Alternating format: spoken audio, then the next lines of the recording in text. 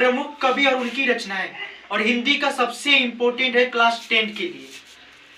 सबसे पहले ध्यान देना, कक्षा 10 में जो यूपी बोर्ड से पेपर दोगे उसमें जो बहुविकल्पीय क्वेश्चन है, इसमें से 1-2 क्वेश्चन जरूर पूछेगा और वो 100% है पूछेगा।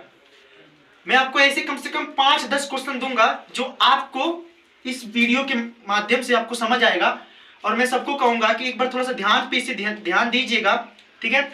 सबसे पहले युग बोला है, उसके बाद क्या बोला है, प्रमुख कवि।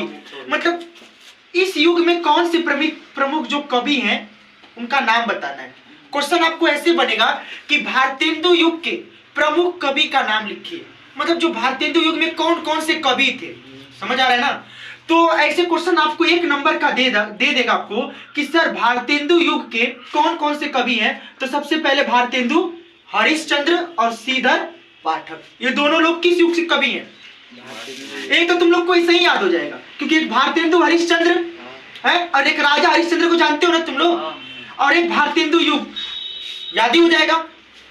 क्योंकि भारतेंदु युग जो है, भारतेंदु युग बाबू आपको पता है कि सर 1850 से हुआ था। किससे? 1850, क्योंकि इसी दिन भारतेंदु हरिश्चंद्र का जन्म हुआ था। इसी दिन किसका जन्म हुआ था? भारतेंदु हरिश्चंद्र का जन्म। समझ आ रहा है ना।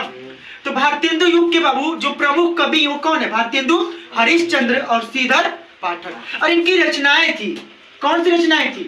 प्रेम माधुरी, ये आप याद रखना। आज के समय प्रेम बहुत चल रहा है, तो प्रेम माधुरी याद रखना, ठीक है ना। ये सब समझ आ रहा है ना, समझ आ रहा है कि नहीं आ रहा है। और आज का दिन भी अच्छा है, 14 फरवरी है बाबू लोग। आज 2 दिन चलता है, आज 2 दिन चलता है, पता है ना। एगो शहीद दिवस अभी स्टार्ट हुआ है 2019 से, और उससे पहले कौन सा दिन था सबको पता ही है। कौन सा दिन था? वैलेंटाइन था ना। आज के दिन बहुत लोगों का दिल टूटेगा और बहुत लोगों का दिल जुड़ेगा।